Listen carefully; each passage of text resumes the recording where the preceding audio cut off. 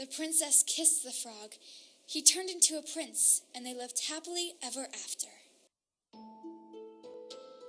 The Frog Prince Continued. A story by Scieszka. Well, let's just say they lived sort of happily for a long time. Okay, so they weren't so happy. In fact, they were miserable. Stop sticking your tongue out like that, nagged the princess. How come you never want to go down to the pond anymore? Whined the prince. The prince and princess were so unhappy. They didn't know what to do. I would prefer that you not hop around on the furniture, said the princess. And it might be nice if you got out of the castle once in a while to slay a dragon or giant whatever. The prince didn't feel like going out and slaying anything. He just felt like running away. But then he reread his book, and it said right there, at the end of his story, they lived happily ever after. The end. So he stayed in the castle and drove the princess crazy. Then one day, the princess threw a perfectly awful fit.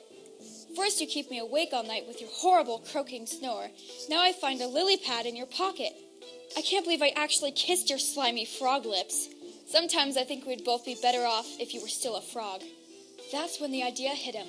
The prince thought, still a frog. Yes, that's it. And then he ran off into the forest, looking for a witch who could turn him back into a frog. The prince hadn't gone far when he ran into just the person he was looking for. Miss Witch, excuse me, Miss Witch. I wonder if you could help me. Say, you're not looking for a princess to kiss, are you? Asked the witch. Oh no, I've already been kissed. I'm the Frog Prince. Actually, I was hoping you could turn me back into a frog. Are you sure you're not looking for a beautiful sleeping princess to kiss and wake up?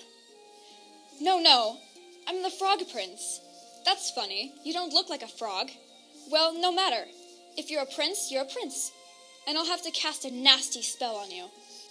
I can't have any princes waking up Sleeping Beauty before the 100 years are up. The prince didn't stick around to see which nasty spell the witch had in mind. He ran deeper into the forest until he came to a tiny cottage where he saw another lady who might help him. Miss Witch, excuse me, Miss Witch. I wonder if you could help me. I'm a prince and... Eh? What did you say, prince? Croaked the witch. No, yes. No.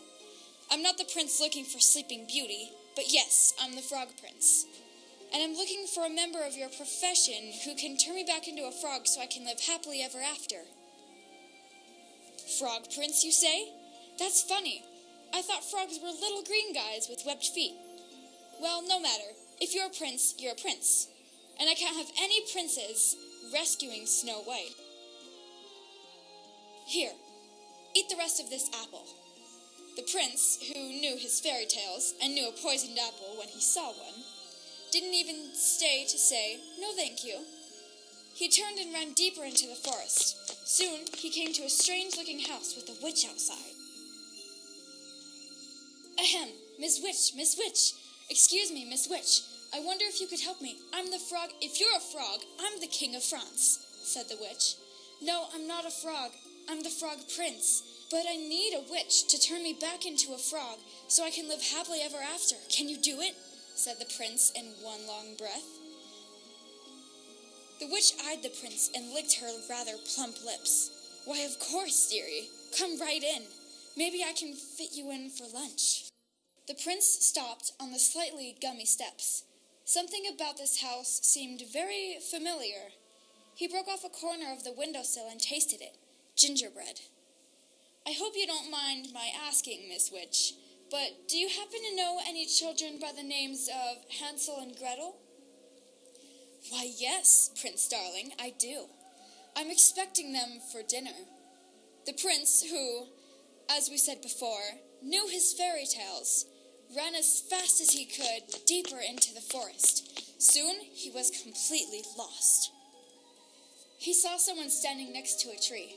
The prince walked up to her, hoping she wasn't a witch, for he'd quite had his fill of witches. Madame, I'm the Frog Prince. Could you help me? Gosh, do you need it, said the fairy godmother. You are the worst-looking frog I've ever seen. I am not a frog.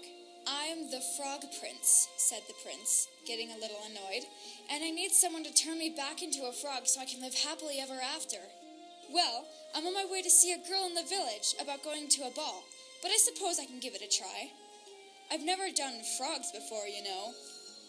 And with that, the fairy godmother waved her magic wand and turned the prince into a beautiful carriage. The prince couldn't believe his rotten luck. The sun went down, the forest got spookier, and the prince became more and more frightened. Oh, what an idiot I've been! I could be sitting at home with the princess, living happily ever after, but instead I'm stuck here in the middle of this stupid forest, turned into a stupid carriage. Now I'll probably just rot and fall apart and live unhappily ever after. The prince thought these terrible, frightening kinds of thoughts, and few worse, too awful to tell, until far away in the village the clock struck midnight. The carriage instantly turned back into his former prince self and ran by the light of the moon until he was safe inside his own castle. Where have you been? I've been worried sick. You're 7 hours late. Your dinner is cold. Your clothes are a mess. The prince looked at the princess, who had believed him when no one else in the world had. The princess who had actually kissed his slimy frog lips. The princess who loved him. The prince kissed the princess. They both turned into frogs, and they hopped off happily ever after. The end.